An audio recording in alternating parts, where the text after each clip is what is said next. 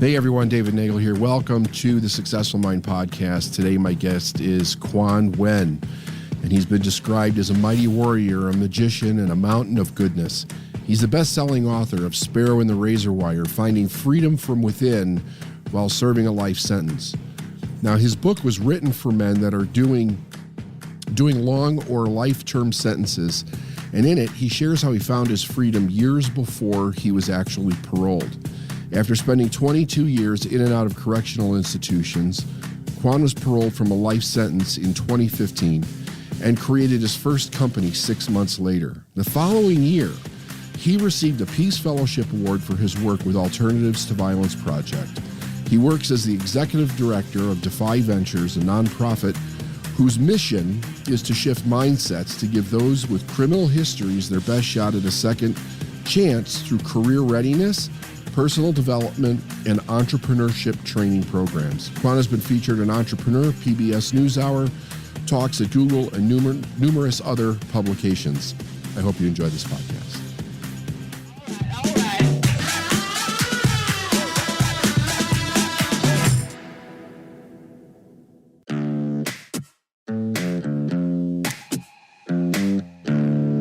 Successful people learn how to make their mind work for them. I'm David Nagel, and this is the Successful Mind Podcast.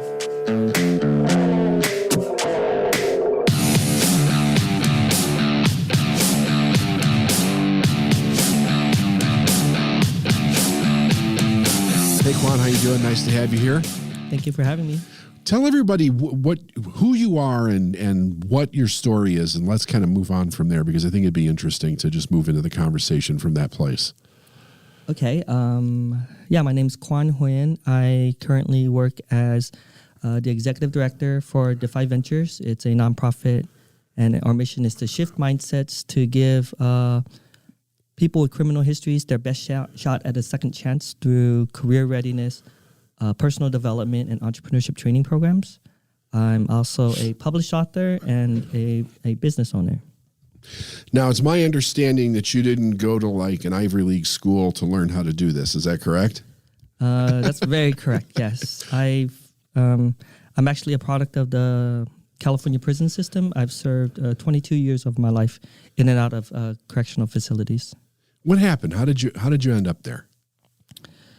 Let me see. I mean, that's its own long story. But let me see. I grew up in Provo, Utah. Okay. We settled here in the United States after our family lost our country after the Vietnam War.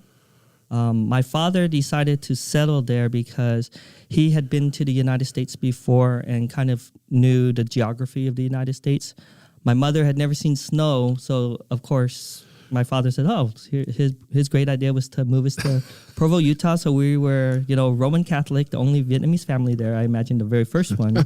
Probably. And in Utah, which is a beautiful place. It is. But it's mostly Mormons. And I did experience what I now know to be racism growing up as a little boy. So when that always caused a chip on my shoulder later on.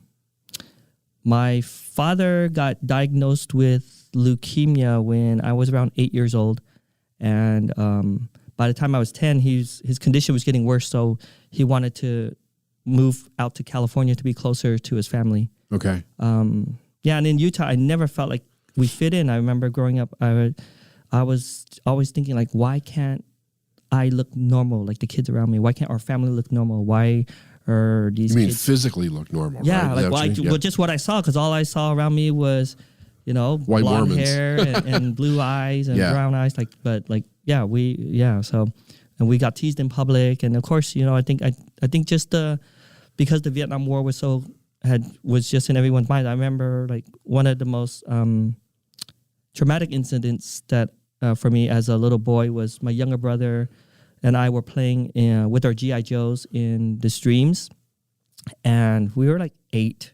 I was 8. He's probably 6. And what year would this be? What year? 8. Well, if it's 1982. 82. Okay. 82, right around there. And some older kids and adults were throwing rocks down at us and telling us, like, get out of our country, go home, get out of this country. Wow. And so me and my brother, I think at the time, the fence looked very high, and we didn't think they could get to us. We told them, come and make us. And those kids jumped the fence and chased us down. I had dropped some of my G.I. Joe figures. My brother turned to pick them up, and they punched him and shoved him to the ground and began putting dirt in his mouth. And I stood there and didn't do anything. I was terrified. And then when I came home, my father, when he found out, he had told me, he's like, how could you let this happen to your little brother? You're supposed to protect your family. So I think for me, that instilled this thought. Like later on, I just remember every time my brother and we faced any type of conflicts that in any way, I think him and I both went above and beyond in just protecting each other. And we would just have a lot of physical altercations because of like, oh, somebody said something to my brother, I have to protect my brother, and vice versa. So that was instilled in me. I don't think that was my dad's intention, but that is the byproduct of it. Yeah. Right. So we moved out here to Cali because, well, out here, but we moved out to California because his condition was getting worse. And that's the first time I went to school with Blacks and Hispanics and other Asian kids, in particular Vietnamese kids. But I also didn't feel like I fit in. I remember some of the Vietnamese kids had teased me for being whitewashed because I couldn't speak the language well. So then for me, I just grew up thinking, wait, I don't fit in anywhere. I'm not accepted. There's something wrong with me. And I just always had that thought at the back of my head, like I don't fit in. I'm not accepted. There's something wrong with me. And I just remember growing up with that. So my father passes away from leukemia on the day of our first communion. I was 13 years old. Okay. I remember that morning waking up. We were supposed to go to our first communion. My grandma was there, and my little sister peeks her head up from the shower, and she says, like, Dad died last night. And I'm like, what? She's like, yeah, I overheard Mom and Grandma talking about it. Was he in the hospital? Well, yeah, he was in the hospital. And she tells me, like, we're not supposed to know. So we went to church that day. I remember thinking, like, it wasn't until later when I was writing the book and processing all this. Like, we went to church that day for our first communion. All three of the kids, knowing our father's dead, but we're in there, and the priest is talking about, this is a joyous occasion. We're here to celebrate. And for some bizarre reason, we all three thought we had to pretend that he was still alive or something. I don't know why, but we didn't talk about it. The first that my mom confirmed it was right after Mass when she said, your dad died last night. So it was on the day of our first communion, which when I look back, like all three of us, we believed, okay, this is the first day we get to eat the bread and you get your first prayer. Right. And I imagine all of us were going to pray for our dad to survive. So that caused a lot of resentment towards, like, God, my father, my mom. And so it was, so 13 years old, my father had died, and now and we never talked about it again. We never processed his, nowadays, like, okay, you're seeing a therapist and you can process and talk about this. We did not then, no. And I would have to say I did not begin processing until like 25 years later when I was doing a life sentence in prison. Is when I began to the mourning process. So was it your just siblings and your mother at that point then? Yeah. My mom was basically tasked with raising three of us. We were, so she had to get a full-time work to take care of all three of us. And so me and my brother ended up starting to run on the streets, like with the kids in the neighborhoods, I think it was just kids that were also, people call it like misfits and things like that, but we're just kids that were misguided. We didn't have a father figure, and my mom's never there to take care of us. And also there's this point of this context of not being able to talk about my father's death and how that affected me. And then also this seed of doubt about myself as a person, like I don't fit in. And so it's just stepping into high school and what that did for me is like, okay, I don't know what to do, and I don't know where to go with my life. So at that age, well, let me ask you, maybe ask the question differently. When did you start having problems that were showing up either educationally or socially? Where did that start to manifest itself? I think around like sophomore, junior, to start to manifest itself and start to get in trouble around my junior year, when I had a car. I mean, well, no, okay, we have to backtrack.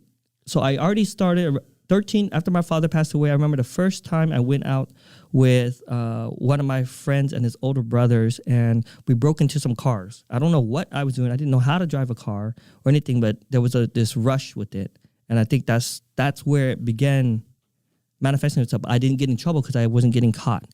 But I saw this rush, and then I remember these older guys like, you're good at breaking into the car. So then I think like, oh, cool. This is how these older guys are liking me. And this is where I begin to fit in. Gotcha. So that's where it kind of already manifested itself. So I think I gravitated towards kids that were kind of like troublemakers, but like we're still trying to do good in school. Because of course, my mom's thing is, okay, you just got to go to school, get good grades. And because my father was a military officer for the South Vietnamese Army. So growing up in Utah, when he created the Vietnamese Refugee Association over there, there were quite a bit of government officials that used to come to our home. And I remember as a boy, they told me, you're going to be the very first Vietnamese American to go to West Point.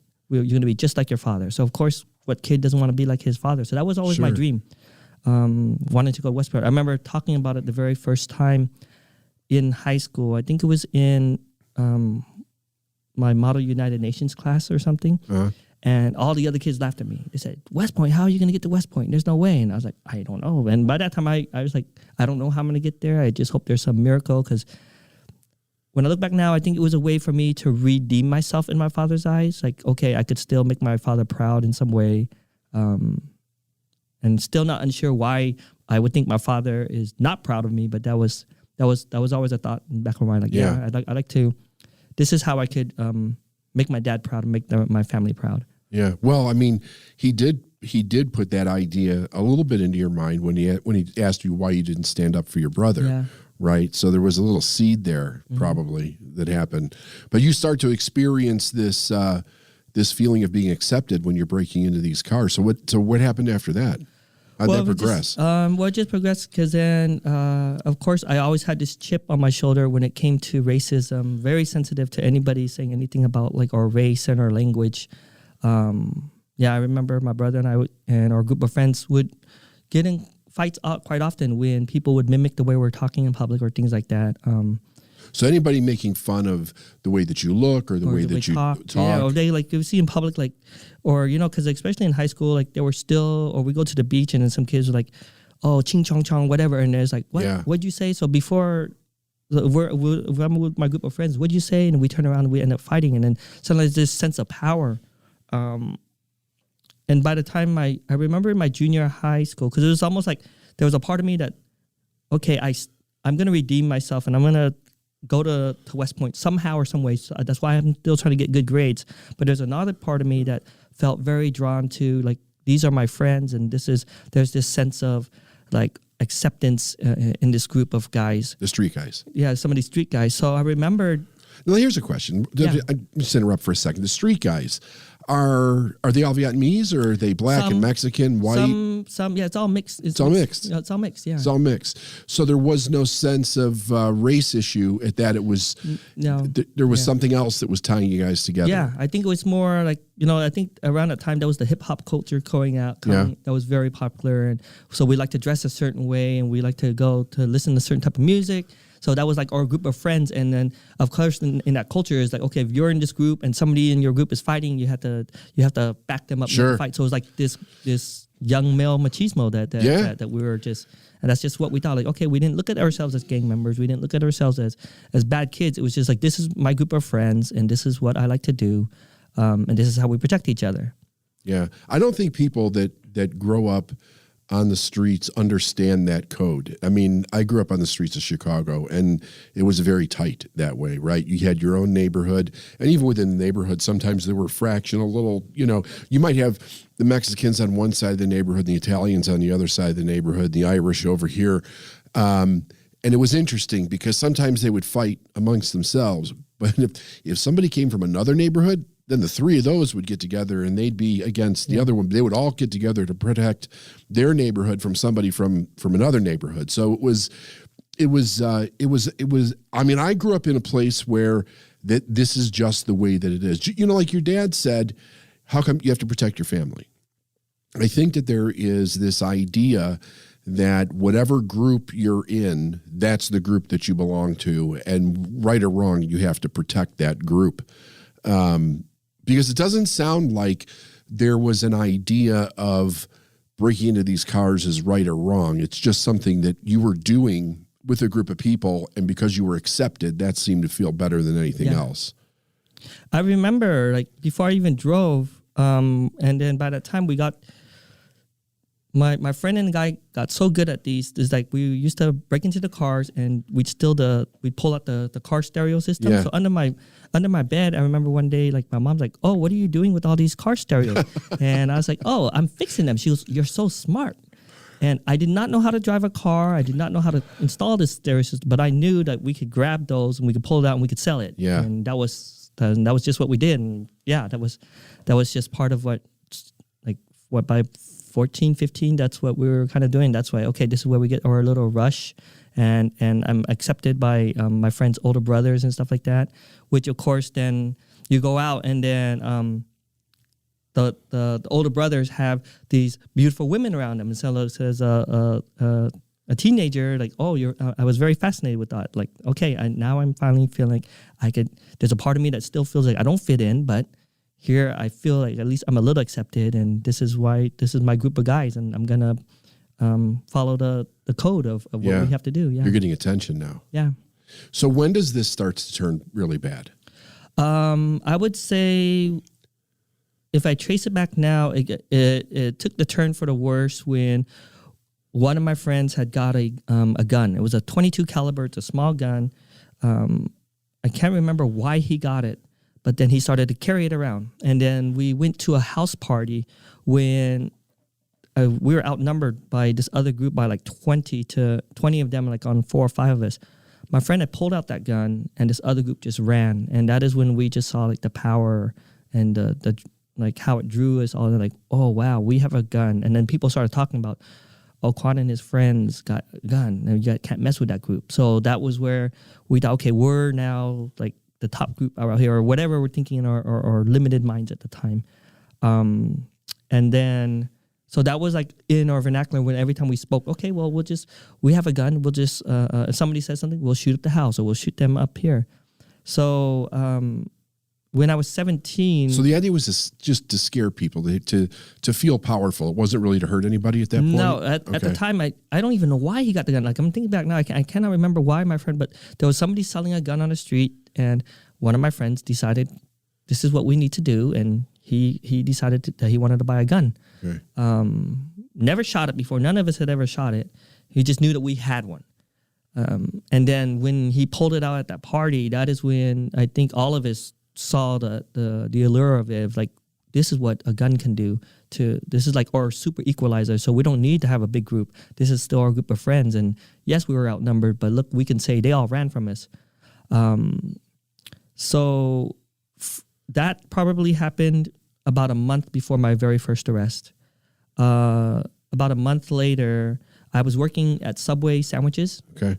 And I was 17. My brother had come to the Subways one evening and said these other kids from a continuation high school that professed to be skinheads had called my house and threatened to kill my mom and my sister. And he said he knew who they were.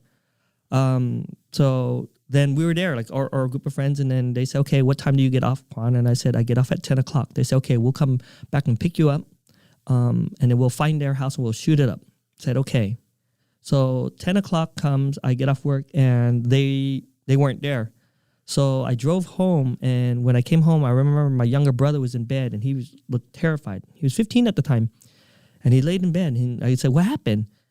He's like, oh, we found the house, and they ran up inside, and they shot. He goes, look outside the window, and there was a helicopter circling. He goes, that was us. Like, they shot people inside. So it wasn't the house they shot up. They went in and shot people. Yes. Okay. One of my friends decided, he walked up to the door, knocked on it. Whoever opened it, he shot that person. He ran inside, shot 2 more people inside, and then he ran back out. Did anybody die? No. Fortunately, all 3 survived. Within a couple weeks, they arrested all of us, including me, for conspiracy to commit murder. So At 17, I was facing 45 years to life. That was my first arrest. You didn't actually do anything. You just knew that it was supposed to happen, and we talked about it supposed to happen. So that was a conspiracy part. Yeah, that was the conspiracy part. Okay. That was the conspiracy part, like that, because I was there and we talked about it. Yeah, I mean, I'm not here to argue the legality of it, but did I really think that anything was going to happen? No, but I mean, Right. like on the flip side, what do you think happens when you carry a gun and you talk about things like that? It's inevitable. So there's two sides to that. Yeah, it's definitely heading in a direction. Yes. But how many 17-year-old group of boys talk about the craziest shit in the world, right? But Especially when there's weapons involved. And I things get like- it. Yeah, that's it. Well, it takes it to another level. I mean, there's no weapons, and then there's weapons. So then you get arrested. You're literally arrested. Your brother's arrested? Yes, my also? brother's arrested. So yeah. what happens next? They tried me as an adult, and then of course in the California system, even in juvenile hall, everything is split up by race. So your group is this. So my group was the Asians, and in particular the Vietnamese. Like this is who I have to Everything ban. is split up by race. Yes, in California, things are split up by race. Do you know why that is? I'm not exactly sure. I think it's a part of both. Do they think they're going to keep violence down by doing that? Well, I think that's so. There's several schools of thought on this. I think they continue to perpetuate because if I'm speaking from a perspective of us being incarcerated, I think the prison system might want us separated so that they could displace the powers amongst us and have us play off against each other. That's one of my thoughts, because if they don't break it up, and I think it just became like once.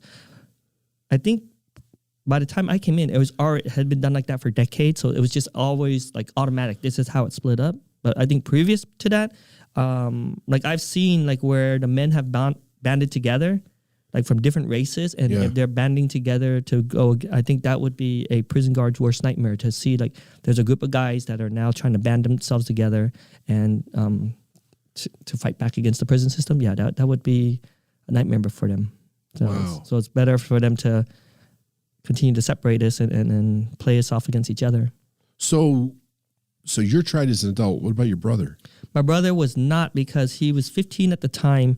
This was 1991.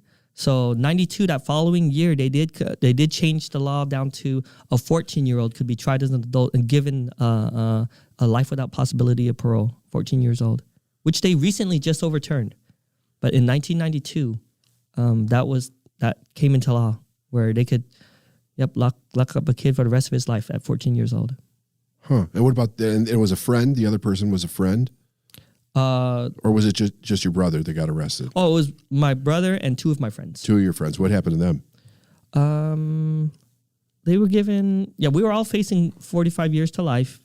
I think I ended up getting 7 years in the California Youth Authority. Okay. Same with the shooter.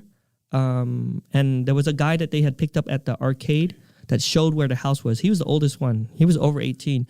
I think he got 5 years. Yeah, if I remember correctly. So the shooter got the same amount of time as you did. Yes. How did that happen?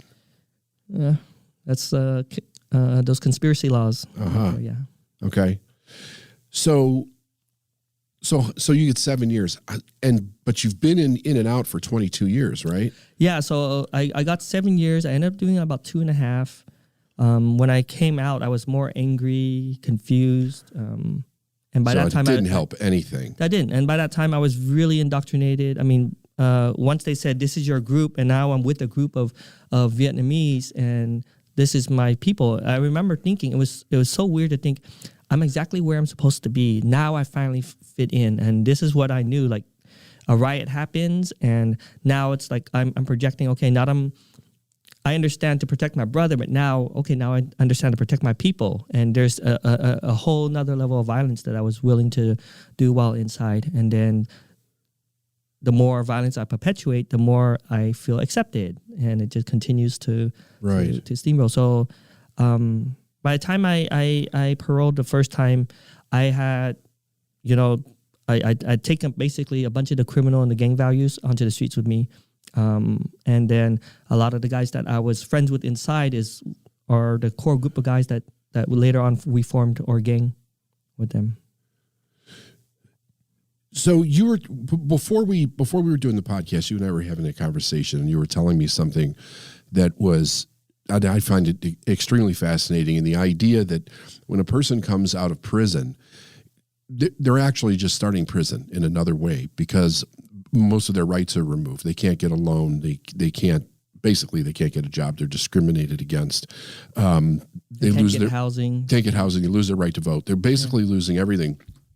And I asked you, how are they supposed to survive? And there was there's no answer. Like, nobody seems to have an answer to this. Mm-hmm. And I told you I had asked some friends about this. So since I found out about your book and we were going to do the podcast, and not one person that I had talked to knew to the extent the damage that's done. Because we think about it, okay, somebody screwed up, they pay their time to society, they come out, but then what happens? So nobody seems to realize that when they come out, they're almost forced back into criminal activity in order to be able to survive. Can you talk about that a little bit? Yeah, so at Defy Ventures, that's what we talk about too.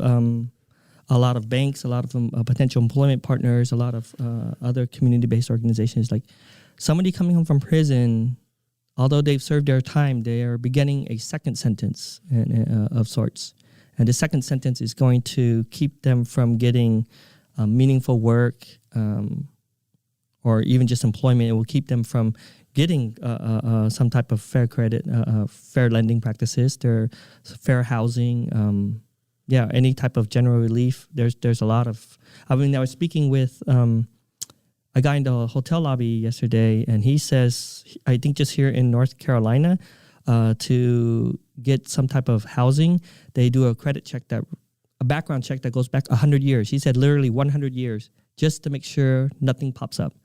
So he disclosed to me that he's also formerly incarcerated, and he faced quite a bit of challenges even when he paroled, when he came home from, I think, federal prison. So then, did you have a series of other small convictions, or how did? Yes. And so just everything just piled up. Yeah. For So when I came home, time. I could not find work. I remember checking the boxes, and even my parole agent at the time, I think I couldn't find work for like 6-8 months, and then I was like nobody's calling me back. And then I'm going to ask a question, because I just want to be clear on this. And it's something that I'm an employer, and I'm not even clear on this. Every employment application I have ever filled out in my life has those questions. Have you ever been convicted of a misdemeanor or a felony? Is it not illegal to discriminate against somebody that's had a criminal experience? It's not illegal. It's not legal. It's not illegal. It's not illegal. So you can. So we can legally basically, discriminate. That's basically with my work at Defy, that's what we talk about these as the new barriers to entry for reentry for people coming back from prison. So, okay, if somebody told me I won't hire you because you're Asian, or I won't hire you because you're this race, then that's discrimination. But now, instead of making it colorblind for people, but saying, okay, well, I won't hire you because you're formerly incarcerated. That's absolutely okay. So what turned your mindset around? Because you're very different apparently now from what you were learning, right? So you're kind of, when you listen to your story, I get the whole idea that everybody has a choice in life, right? But your life experience from a little boy is pushing you in a direction, and it's pushing you and pushing you and pushing you in a direction. And even when we would say, it's a family's job to raise the children, it's a terrible thing. You lose your father. I come from a house where my parents split up when I was very young. My mother was forced to work incredible hours to take care of us. So I know what that's like. It's just me and my brother. Nobody's there. You can do whatever the hell you want. Nobody's saying you can't do this. There's no male guidance in two boys' lives, right? Mm-hmm. Same for you. You're being pushed in this direction. You finally find your people in prison. You feel like you're part of something, but the value build underneath of this is criminality and violence. So how do you change that for yourself, or how did you change that for yourself? So, yeah. After the first arrest, I came home, got involved with, still got involved with the gangs and everything. I was violated for like gun violations, gang violations. So I was going in and out. And so just right back to the same stuff. Yeah, right back to the same stuff. And then I paroled. My last time I paroled was in 1998. And still had not done any personal work or anything on myself. Was still straddling the fence, like living basically two lives. One, trying to have work and enroll in college, do something good with my life. And at the other, still very drawn to the gang and the criminal lifestyle. Ended up at a nightclub one evening. Backtrack that one thing. So then I was working at this organization called the Gallup organization when they used to do the Gallup polls and things like that. I was their 1998 interviewer of the year, and then they had asked me to interview for a management position. So I remember when I went in for that position interview, I was like, oh, finally something's going to go right for once in my life. Like, maybe I can make something of myself. I interviewed for that position, and their interviews there are done, they're personality based, so it's not. So it's like, what do you think about when you drive home at night? What color do you associate with this word or whatever things? All these weird random questions.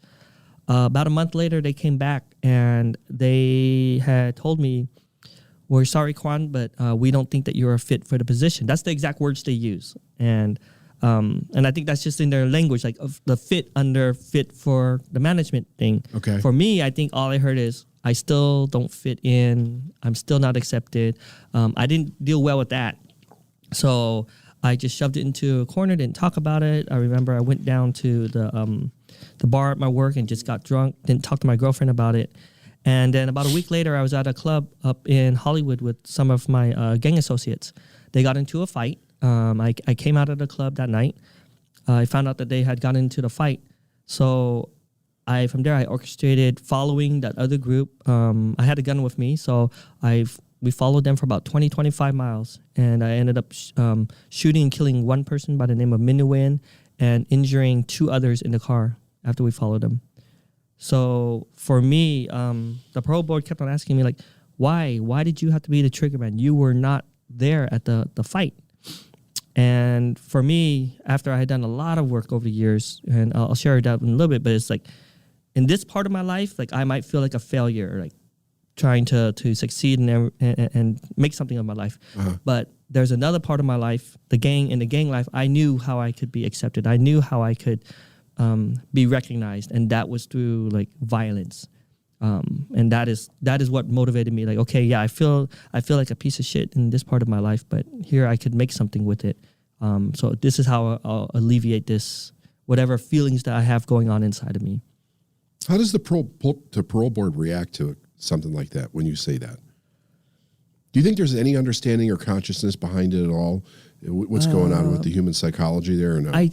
I would have to say I think so, because it took, I mean, like for the first 10, 12 years of my sentence, I would have to say like I'm ashamed to say I had no sense of remorse. I used to tell myself that it was my life or theirs, that this is a gang thing, and I justified it in my mind. Yeah. And the parole board will ask questions. At the time, I didn't understand the parole process.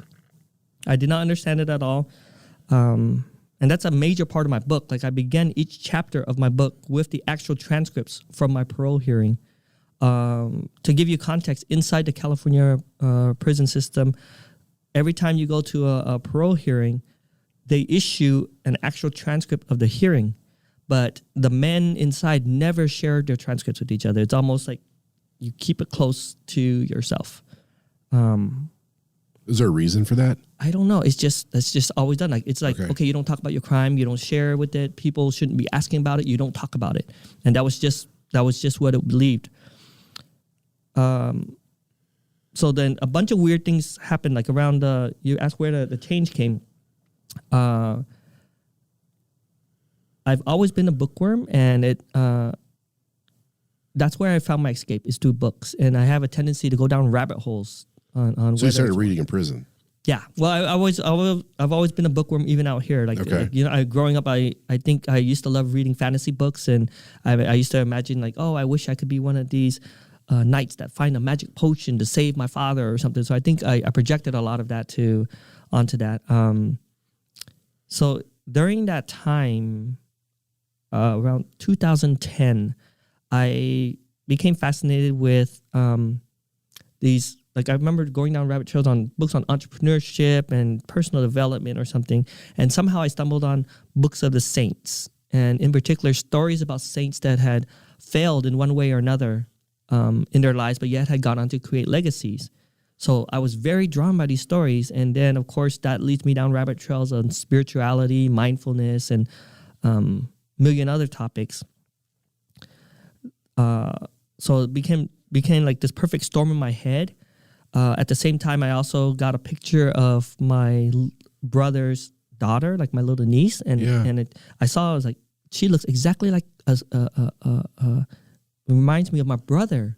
Like this is what my brother looked like as a baby, but this is now a girl. Like, this is life. Yeah. And then my grandfather died around that time, who was my father's father. So then I started thinking, like, how did I end up here? Like, am I meant to die in prison? My father, in his 38 years on earth, had created so much. Like, I remember his funeral and all the people that came. And then I contrasted that with my own life. I think at the time I was 35, 38 too. And I'm thinking, like, look what my dad did in his life term. And look at me, like, here I am doing a life sentence and I'm going to die in here. Because California had not paroled one single life-term prisoner since 1977. Holy cow. At that time, like, there was no action, nothing for us. All of this boiled in my mind, and it was one day on a prison yard when I was just standing there. I was like, why do I have to view prison as punishment? Why can't I view this place as an opportunity for me to remake myself into a better person, even if I'm supposed to die? And of course, the universe will answer back. It was, yes, you can. And that made all the difference in the world. I remember the sun was coming up over the hills, and I could feel the warmth. On the little blades of grass, I could see the individual drops of dew. And up above me in the razor wire, I heard a sparrow chirping. And, I tell everyone, like, the sparrows had probably been chirping my whole term, but I never heard it. But that day, I heard the sparrow, and I would have to say from that day, that's where my process of transformation began. I did not view these men around me. Like, I saw them like, wait, we're all here to just be on this journey. Some of them much further along than me, and some of them perhaps not even awakened. But I looked at them like, this is a huge opportunity for me to begin to remake myself. So, of course, the first thing I did was I went to check in with a therapist, which, of course, in the prison system is also frowned upon. Like, any type of mental health is the same thing as by the other people in the prison. Yes. Like, it's that's what we believe. Yeah. Like, oh, you're seeing a therapist, something's wrong with you. And that is why, for me, I was like, man, I feel drawn. Like, I have to talk about this. I need to see a therapist. I need to figure these thoughts in my mind. And that is when I began the process of grieving for my father. Like, 25 years after he had passed away, I began the grieving process.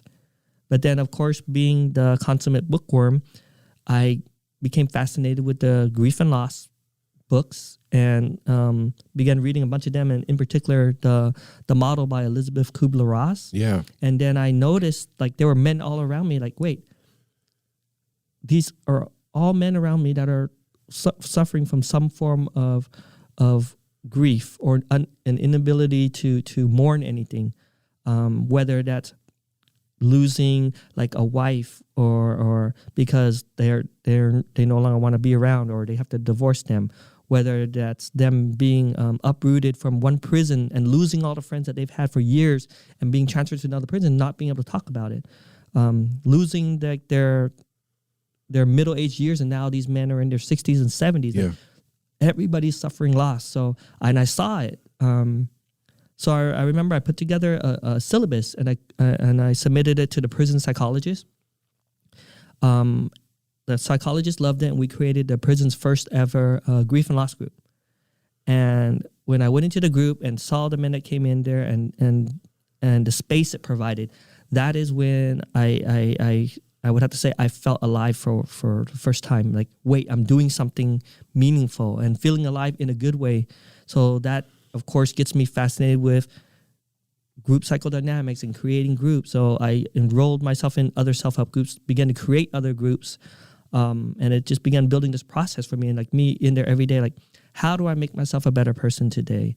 And each night, like journaling and talking about it to myself, like, what did I do today that I liked, and what could I have improved on? Like, if I'm reading about this way of communicating effectively in book and thinking to myself, how does this look? And then asking or praying for these opportunities, and then realizing, wait, this argument that I just had with this man was a huge opportunity, and it was a missed opportunity for myself.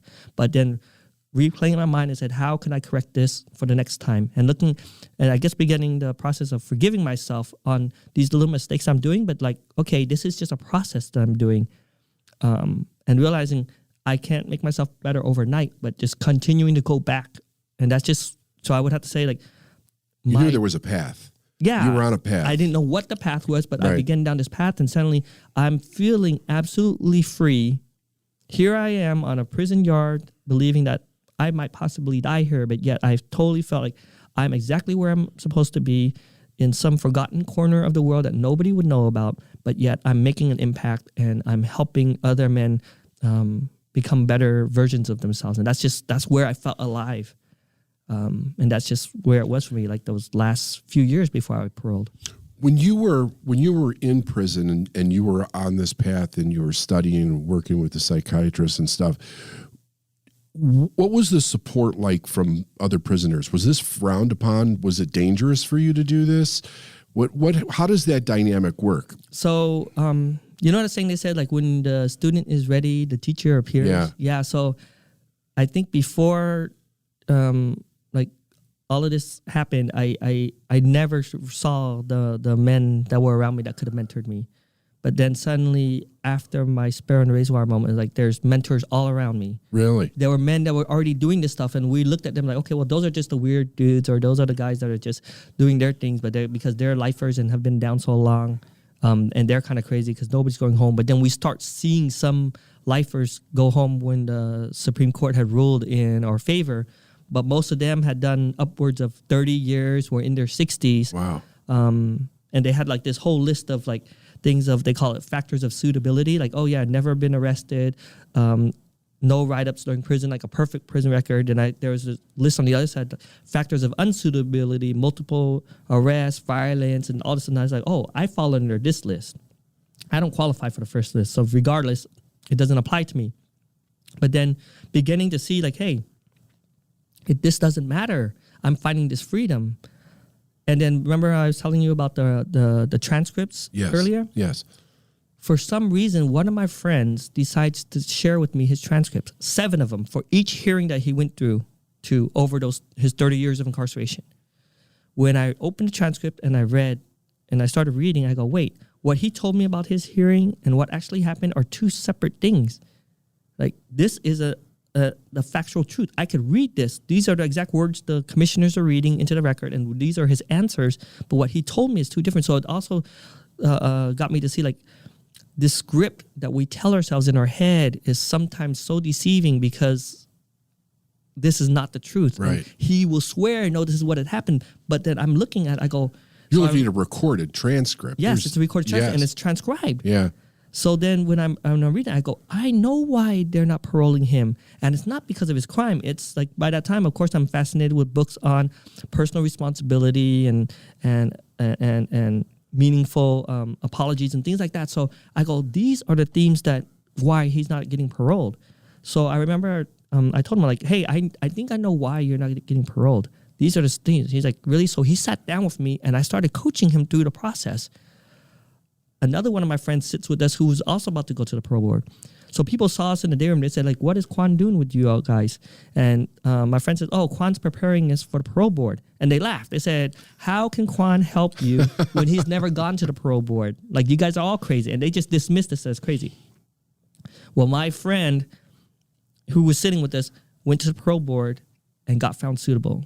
Wow. And that just opened the floodgates. Like, wait, this is where I think you probably had a line of people. Well, there was, but then one of the things I always said, like once I realized that, I said, okay, because I know a guy will tell me, well, the board said this. I said, no. For me to sit down with you, you have to provide me with your transcript and your psych evals. And I want those, the psych evaluations, because those are the form of truth, and I could see where they're going. And it was always the same theme. So, I mean, like over those last few years, I would say I probably helped about 10, 12 men get found suitable and go home, which is not an insignificant amount, but right. There's so much more work to do in there. And like every time I go back into the prisons and the men find out I'm a former lifer and they're telling me their story, or they're telling me, and I hear the words they're using to describe their crimes or their or where they're at, I go, damn it, I know why he's not getting parole. I can help this guy, but I'm not there to help them. So what kind of things would you help them do? Because obviously there's a discrepancy between what they were telling people, friends in prison or whatever, what actually happened. How is that causing a problem? Because it's also this image that they've told themselves, the script that they told themselves in their head of where they're or why they're there in prison. And then so I'm reading the facts. They're believing something completely different yes. than actually what happened. Yes. So then, what was the quote that was in your boardroom? Oh, but the truth about running away from the truth. Running away from the truth. Right. And right. the truth is what scares the men. Because so what I coached them on was like, no, this is not what happened. This is what I see. What else is going on? What caused you to do this? And of course, they'll make excuses. I was like, no, these are excuses. You're justifying this. Like, we're talking about personal ownership of your choices here. So that is where I used to try to get them to that level of accountability for themselves, which terrified a lot of men. Like there were more men that sat with me for one session and never sat down again because I was calling them on it. And of course, they didn't want to admit to it. Or there were some men that would not even want to sit because one of my requirements was they had to give me their parole transcripts. And of course, they didn't want, this is a skeleton in the closet, and they don't want to so it's a shame thing. Oh yeah, absolutely. It's a lot of shame, but I think that's part of this journey, right? For transformation is you have to move from shame to forgiveness of things. There has to be some type of like self-acceptance, and a lot of times there wasn't. But the men that could get to that level of self-acceptance and self-forgiveness are the ones that I always felt like, okay, I think it's going to be favorable for them at the board. And for them, it's always, I got them to a point where it doesn't matter if the parole board is going to let me out this time. I've come to a place where I've learned to forgive myself, and I've found my own personal freedom already in here. And that's where I was, and that is where I wanted to get the men to. Of course, their goal to sit with me is to go home, which is a great goal. Mm-hmm. But for me, it's like, I know this freaking amazing secret that I feel right now in my mind and in my heart that I already feel free, and I want to share it with them, but nobody's listening. Like only a few of us that are already on this path. Yeah. And I want to get them to the same, like, this is such a gift for me. I want to be able to share this with them. And it's hard to get them to that mindset. But if they get there, suddenly you see them walk different in the day room, they're different on the yards. There's this bright smile. This is no longer incarceration. This is a place where I tell them, like, it's almost like you're a monk in a monastery. You're placed away. Let's use this opportunity to make yourself a better human being, regardless of what's going on around us. Isn't that what we talk about? Like if we're talking about mindfulness and being able to navigate and find freedom in conflicts and in challenges and difficulties, this is the best time to learn how to slow down and take a breath and respond in kindness and everything else that we want to practice. Right. Yeah. Have you ever come to any kind of conclusion on what makes one person accept that responsibility and be willing to walk down that path versus somebody that refuses to look at it? Is it have anything to do with they have something to look forward to go home to? Is it they've lost everything and there's nothing else? Like, is there anything that you've ever seen that be like, this is it? This is a person that has a really good chance of turning it around? I don't know. There was not a common thread. I think, even for me to say the word like courage would overgeneralize it, because it's like some people that I would thought would not, would have plenty of courage to face some of these demons would not step to the plate. Whereas others who I thought like, wait, this guy will never own up to it. And suddenly they share and are vulnerable. So I think just the willingness to be authentic and vulnerable, which is terrifying. So I guess the That's why I said the overgeneralized word would be courage. Yeah. It's yeah. That's interesting. There must be a lot of people that never get out because they can't do the inner work while they're in there, and they could actually potentially get out if they would do something to get in a new direction. Yeah. Is there anything? I mean, I know that it's changed a lot over the years, but when you go into the system, is there anything where they say, listen, you got two roads you can go down. You can go down this road and you know, nothing will ever go your way. It'll be terrible. Or you can go down this road and potentially someday you might have some kind of a life. Do they give you any direction like that whatsoever? They meaning the prison? The prison system. I don't think so. I'm not sure now because it's been 6.5 years since I've been home, and I know the California prison system has changed with quite a few rulings. I think when I paroled, there were, I don't know, I would guess the numbers between less than 3% or 5% of people paroling to go home, whereas now I think it's about 20 to 30, which is still a lot. It's a lot better, but it's still too low for somebody that's already done their time if they've done the work. But so I'm not sure. But I think now with them seeing more people getting paroled, I think it does give some type of hope. Whereas when we came in at the time, I remember when I came in, life sentence, and my attorney's like, oh, well, it's only second degree, so it's only 15 years to life. I said, are you kidding me? Do you know what this means? It doesn't matter. They're not paroling any of us. Wow. We weren't supposed to get a life sentence. Yeah. So, but now I look at that blessing. I had an opportunity to go to parole after on my 15th year. Yeah. On your 15th year. So from the time you had that experience in the yard till you got out, that was 15 years? From the experience on the yard, the Sparrow and the Razor Wire? Yeah. That was, that was the 11th year of my sentence, 2010, I would say, right around there. Okay. And then I went to the parole board in November of 2015, and they found me suitable. And that's when I was paroled. November 2015, I was paroled from a life sentence. So now you're paroled, you get out. What are you facing when you get out? What are you looking at as far as what life is going to be like? Because we talked a little bit about how bad that could be, but you started a business in with 6 months. So was that something that you had planned on? You need to figure out a way that you were going to make it on the outside now? Well, I mean, being a bookworm, I've always been interested in entrepreneurship and business books and things like that. I was involved with a lot of self-help groups towards the last few years of my prison sentence. And there was this this organization that came in called Defy Ventures, okay, and which is the nonprofit I work for now. But at the time, it was a pilot program, and they talked about entrepreneurship. And they said this, their slogan was "Transform Your Hustle," which drew me right in. Wow. And yeah, I even remember their application at the time. It was like a 25, 30-page application to fill out. It's where are you at this point in your life that made you apply and things like that, which is so different from most prison self-help groups where they just have a sign-up sheet on the wall, it's your name and your CDCR number.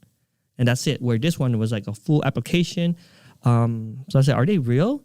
And I signed up, and we began the process of, I remember the very first event, which they bring in about 40 to 50 volunteers from the streets, from the business world and from the tech world and venture capitalists to basically hear us pitch our business.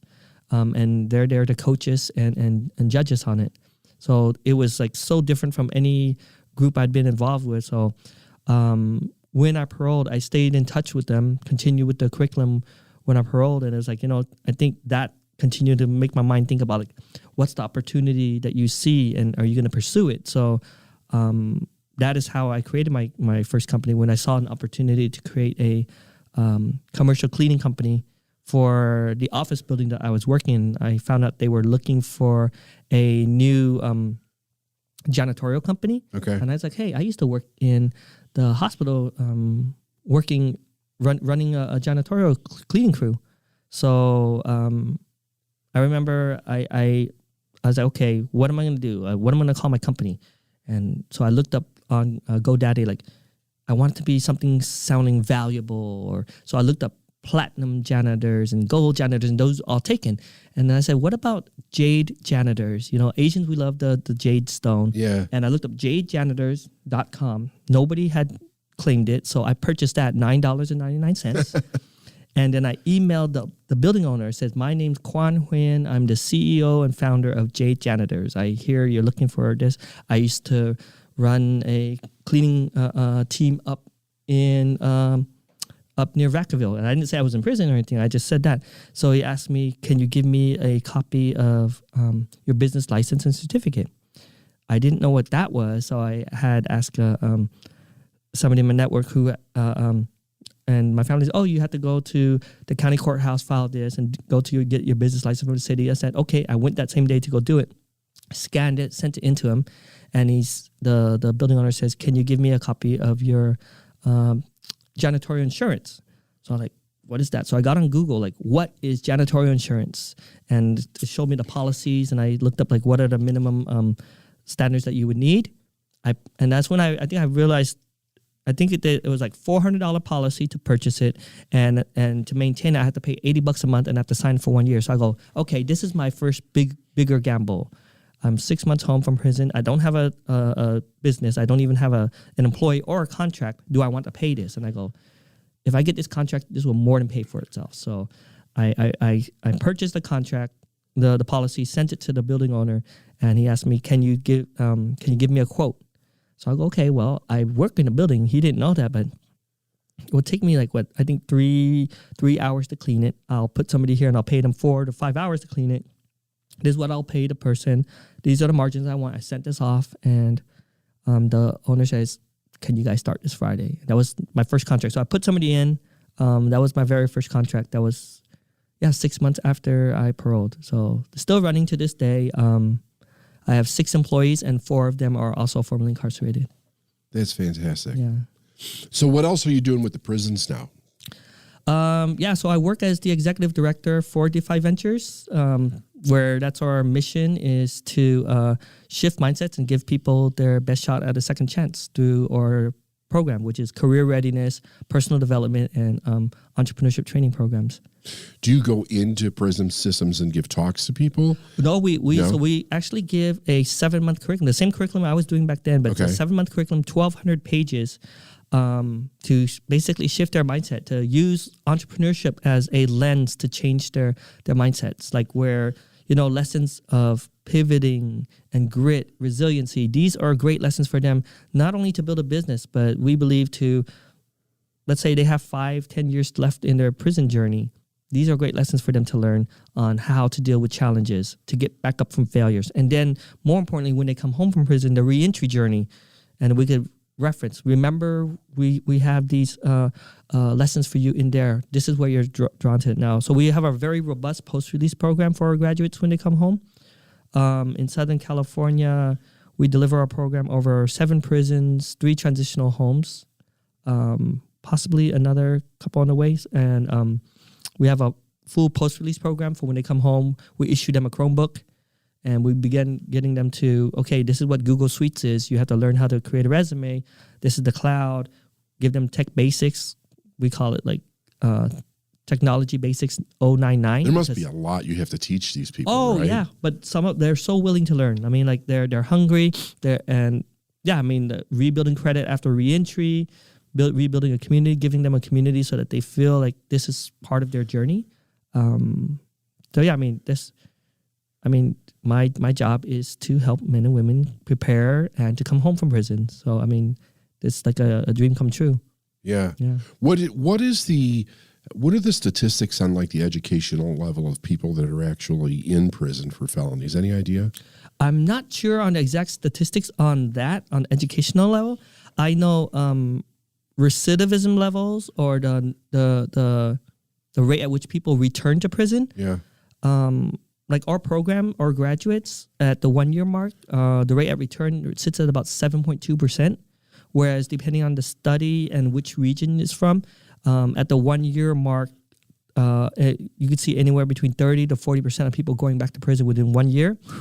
And once again, depending on the region of the study, within 3 years, 2 out of 3 will go back to prison, depending on the study. Whereas graduates from our program, we're looking at, it looks like their number is below 15%. We don't have enough of an end yet to be able to directly clarify, but we know like whether that's a combination of our curriculum plus the community that we've built plus our employment partners. because I think the flip side of our mission is to shift mindsets, right? But that's not only for those inside, but we also have to shift mindset of the business community, of those that can directly help us to solve this problem, whether that's somebody that believes in second chances or somebody from the business community on the other end that believes in public safety.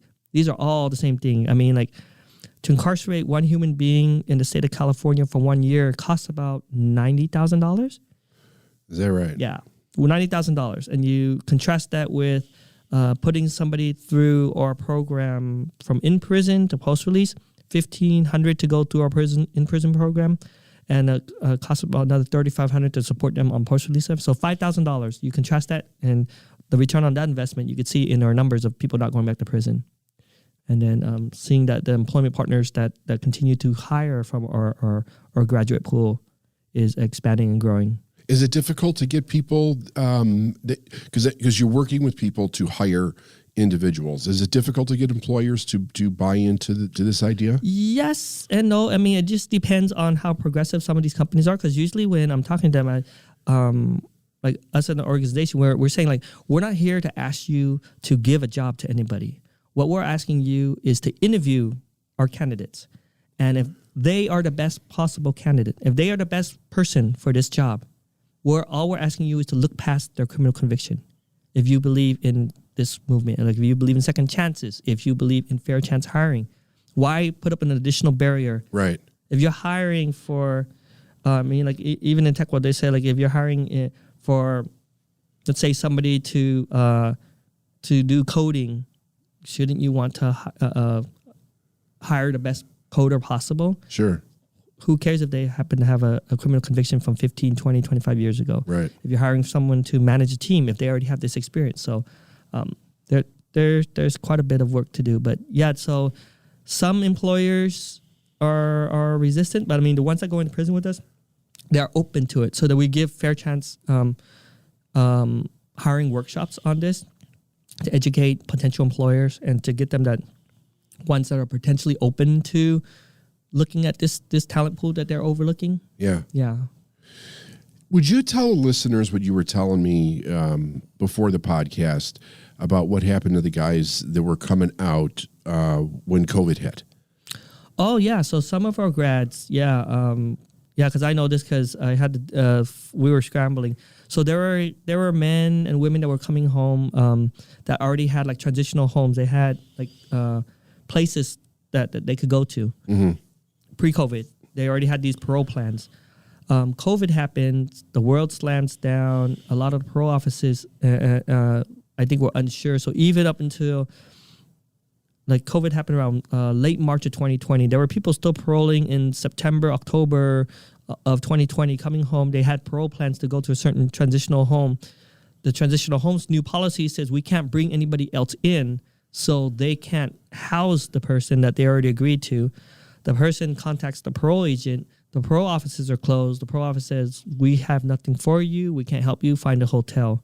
And of course, they only have $200 gate money, half of probably which is used for them to get on the bus. Gate money is what they give you when you're leaving. They give you $200. $200, but then more recently they gave it on a debit card for $200 for them to use for their bus, because it's technically that money is for them to get to their parole agent. Okay. But now they're going to parole agent, and now they don't have anything left, or a little bit of it, and now the parole agent said, well, we have nothing for you. We can't get you into a transitional home.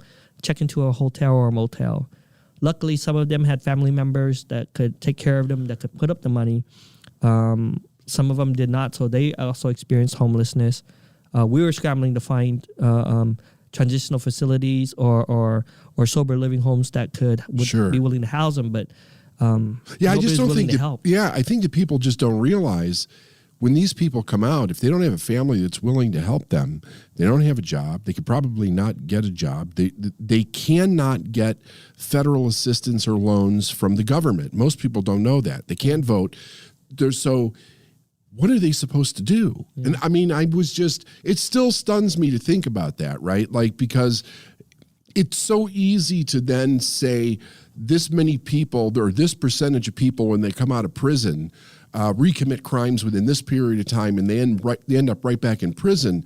But all this money that we use to spend on these prisons who's putting in any kind of an idea or education to really help them not to have to go back in. Yeah.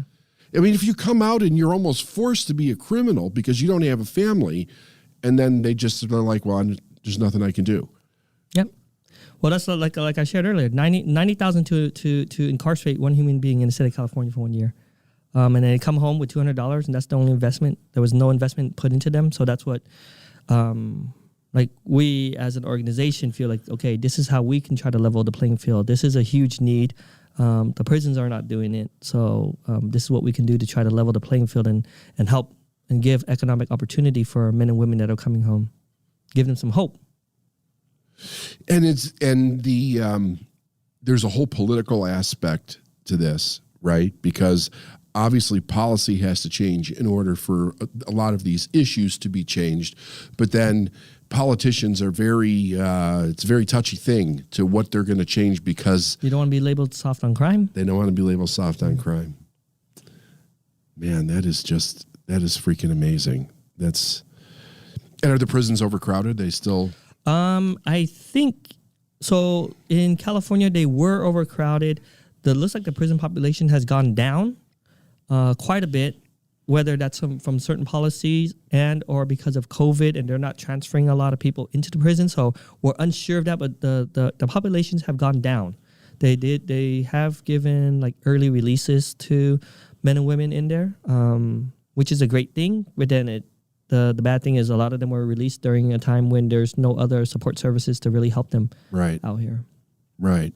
Are they, as the drug laws are changing across the country, do those affect people that are in prison for those crimes at all? I'm not sure. So I don't know exactly about the legal aspect of some of the laws. I know it affected some, but not all. Like, because there were people in their 20 years of life for like marijuana, right? Yeah. Well, of course, the 3 strikes law in California, which a lot of our allies are trying to get overturned, and it's like they'll re-sentence some people, but then it doesn't apply to a lot of people. It doesn't want to be, from what I'm hearing, they don't want to make it retroactive on some of the things. So I imagine same with the federal laws. I don't know what's going on with all that. Okay, cool. Tell everybody about your book, because this book is amazing. Sparrow and the Razor Wire, Finding Freedom from Within While Serving a Life Sentence. Yeah, September 2020, my book was published. It's called Sparrow and the Razor Wire. It's written for men that are doing long or life-term sentences. And in it, I share with them how did I come to my own sense of freedom before I paroled for my own life sentence. The feedback I've been given, though, is that, because I tell people it's written for men that are doing long or life-term sentences, but quite a few people out here that have read it said, hey, this book is written for more than just people in prison. Like, we all live in some prison of a sort or another. True. And so they've been finding some, I guess, valuable lessons in my book too. The best part of my day when I go into our office during COVID, every once in a while I'll head in and I'll see a little stack of mail from men or women that were incarcerated that have read my book. And they say like how it's brought them like hope or freedom.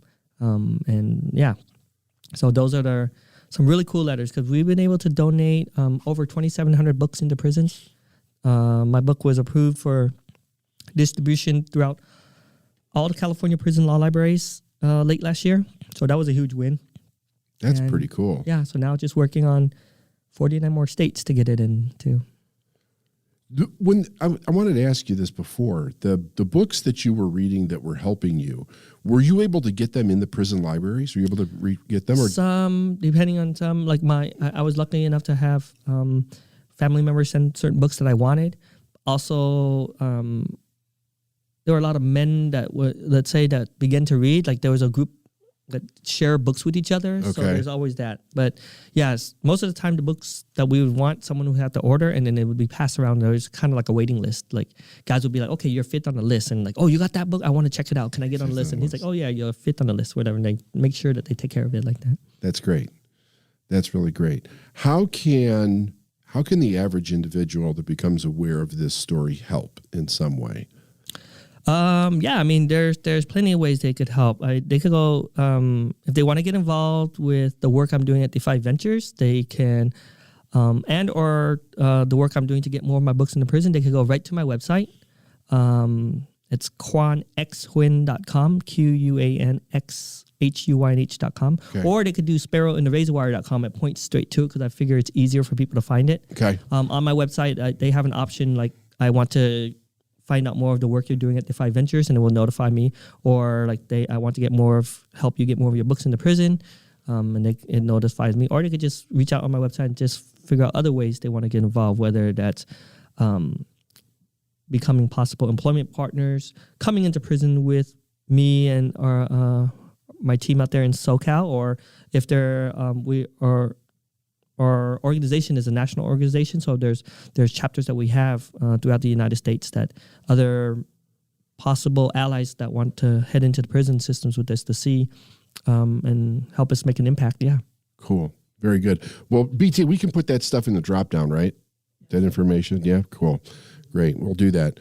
Well, Quan, thanks so much for coming on. This has been an absolutely fascinating conversation, and I'm really happy for what you did with your life. And I think you're saving a lot of souls out there, which is a fantastic thing. One of the things that we like to talk about is what a person can, I believe people are always transforming. We do nothing but transform energy. It's being transformed into something, but it's our choice as to what we're going to transform. From better or from worse, right? Yeah, exactly. Yes. Exactly.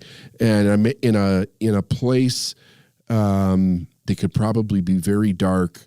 We know that it can be dangerous and really not great psychologically. You're one of those bright lights out there that's really helping people. So congratulations to you. Thank you. Well, thank you for having me here, and thank you for letting me share the impact that I'd like to make in the world. You're welcome. You're welcome back anytime. Thank you.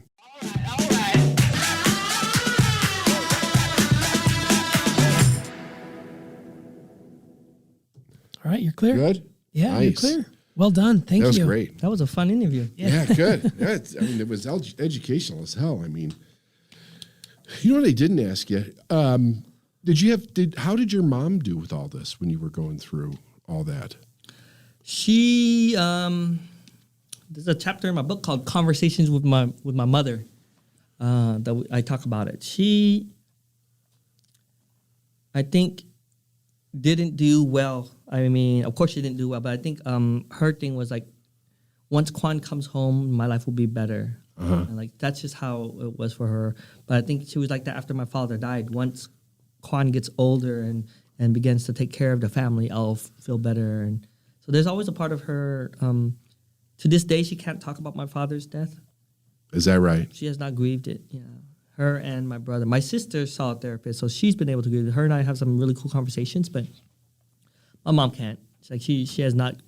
She still wears the wedding ring, his wedding ring. So she has not even talked to another man.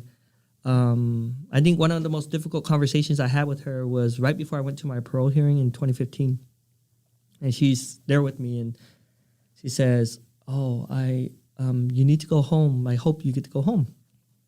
I go, "Yeah, I hope I get to go home too." But excuse me, but I go, "Mom, there's much more than me just going home." And she said, "But you deserve to go home." And I told her, I go, "Mom, like let's look at it this way. I paroled from, what if like 16 years ago I was killed that night, and you go into the prison system, you go to the parole hearing of the man that killed me, and he tells you he's sorry for killing your son. He's sorry for what happened and everything, but his life has changed, right? Yeah. He's created groups, and he's no longer the same person. And this is the guy that killed me. Like, would you be okay with him going home? Would you let him go home?" And she's like, "No." I said, "Okay, Mom, then let's just be happy I'm alive, that you get to hug and kiss me, and that we get to spend time. Like, this is what we're dealing with. Like, I killed another mom's son." Yeah. So that's when I think it finally clicked for her, like, crap. But fortunately, they did parole me. But yeah, that was like one of my most difficult conversations I ever had, and that was with my mom. I can't even imagine. Well, I'm glad that you got to have that time with her. I think that's great. All right.